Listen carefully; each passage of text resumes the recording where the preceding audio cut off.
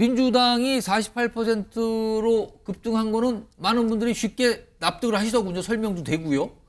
근데 국민의힘이 24가 유지되는 거 이거는 뭐야? 이 사이에 탄핵안 가격이 있었거든요. 예. 이거는 무슨 현상인가? 지금 이걸 궁금해합니다. 그렇죠. 24에서 유지되고 있는 것도 상당히 충격적인 결과이긴 한데 해석을 해보자면 그럼에도 불구하고 국민의힘의 일부 의원들이 비상계엄 해제에 동참했고 예. 탄핵 소추안 가결에도 역할을 했습니다. 예. 그런 부분에 있어서 아직까지 보수가 제대로 건전한 모습을 보이면 그래도 우리의 정치사가 잘 유지될 수 있다는 기대가 보수층의 이탈을 막는 데 도움이 된 거 그럼 아니냐. 보수층이 완전히 지금 손을 놔버렸다. 이건 아니란 뜻이 되는 그렇죠. 겁니까? 2017년도 대선도 예. 저렇게 격차가 많이 났었지만 결론은 어떻게 됐냐면은 문재인 대통령이 최종적으로 예. 대선에 41, 홍준표 시장이 이제 홍준표 당시 후보가 24 그리고 안철수 후보가 21이었습니다. 그렇게 이제 차이가 이제 많이 좀 줄었죠. 그렇기 때문에 지금 이 수치가 뭐 저는 이제 전부는 이제 아니다는 말씀을 드리면서 또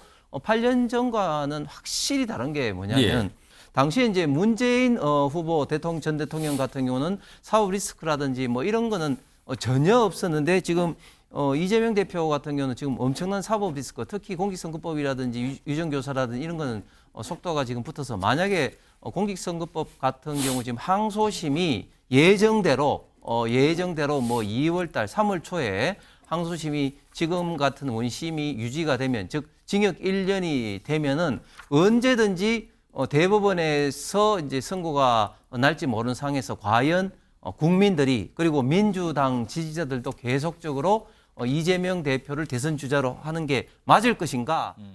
우선 정당 지지율 결과 나온 것부터 좀 볼까요? 오늘 한국갤럽 여론조사 결과인데요.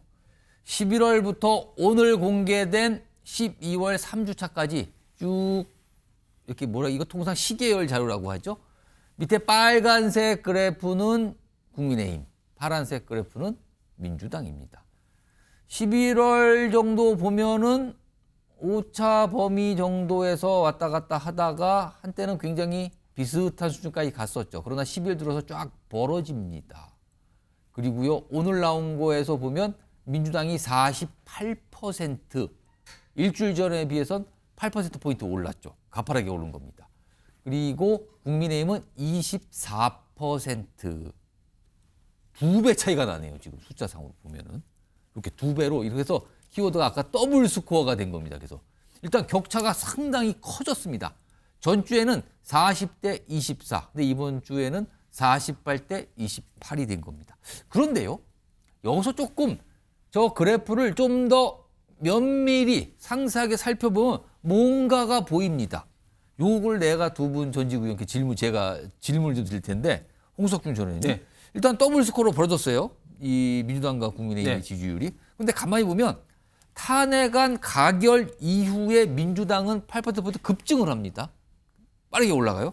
근데 국민의힘 지지율은 전주에 24% 그리고 그 사이에 탄핵안 가결이 있어서 그 내용이 이번 주 조사 결과에 반영이 된 거거든요. 근데 똑같아요.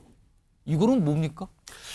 아무래도 이제 탄핵이 조금 분수령이 좀 된 것 같습니다. 왜냐하면 지금 우파 보수 진영의 이제 국민들 상당수는 탄핵해서는 안 된다. 지금 수사 상황을 지켜봐야 된다는 이런 어떤 부정적인 탄핵 반대했던 그런 어떤 분들이 있는 반면에 중도층 상당수는 탄핵에 좀 찬성하는 그런 어떤 여론이 좀 있는 것으로 이제 여론상으로 나타나기 때문에 이 탄핵 결과 결국은 이 탄핵 어떤 가결한 결과치가 이제 민주당에 일단은 지금 어느 정도 기간이 될지는 모르겠지만 그 가결에 따른 어떤 그러면 그 중도 효과가 이제 갖는 것 같습니다. 유권자들이 그쪽으로 이동을 했다고 일단 보는데 그렇습니다. 그럼 24 전주에도 24 이번에 24는 그냥 보수층 그대로 유지가 되고 있다 이렇게 판단하시는 겁니까? 그렇습니다. 네. 지금 그래프 다시 한번 볼까요?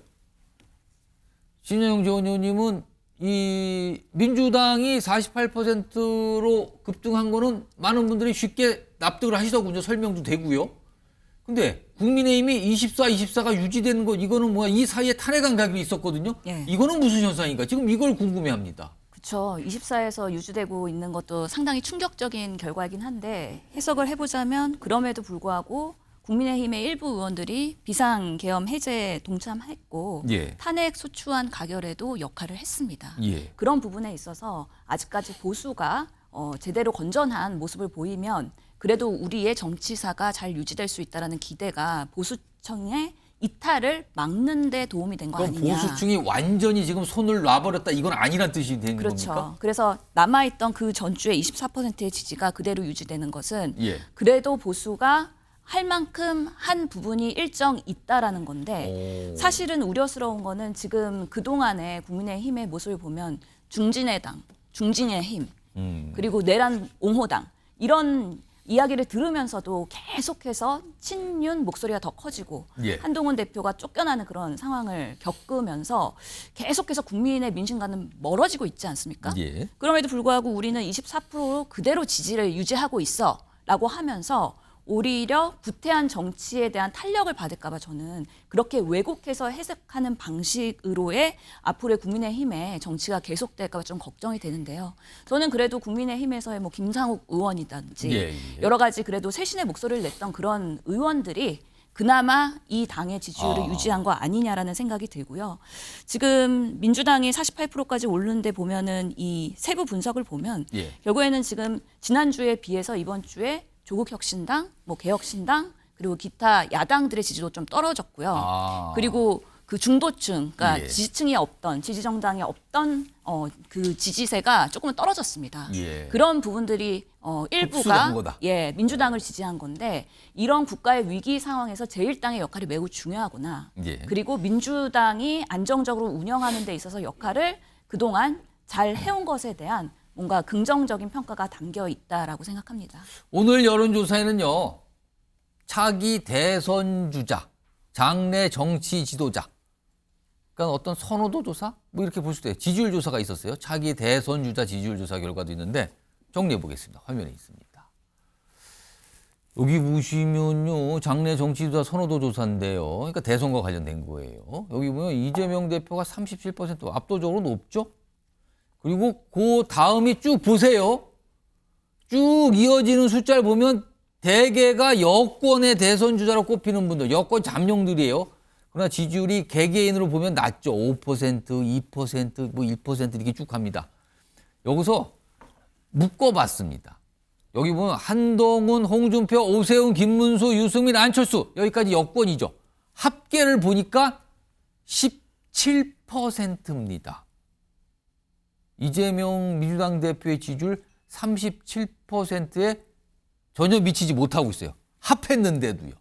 뒤에 보면 뭐 지금 수감됐죠? 조국 전 대표, 그다음 조국 전 의원, 그다음에 이준석 의원, 뭐 우원식 국회의장까지 나오는데 일단 이재명 대표 37, 여권 주자 지금 몇 명입니까? 하나, 둘, 셋, 넷, 다섯, 6명을 합한 17%.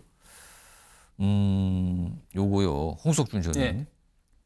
이재명 대표의 대선 주자 지지율이 압도적이고 여권 주자 다 합쳐도 못 미칩니다. 이거 어떻게 봐야 되는 겁니까? 예, 대한민국 대선 역사상 유례 없이 특정 인사가 압도적인 여론조사 어떤 지지율을 나타내는 지표라고 보여집니다. 사실 이런 적이 사실 거의 없었죠.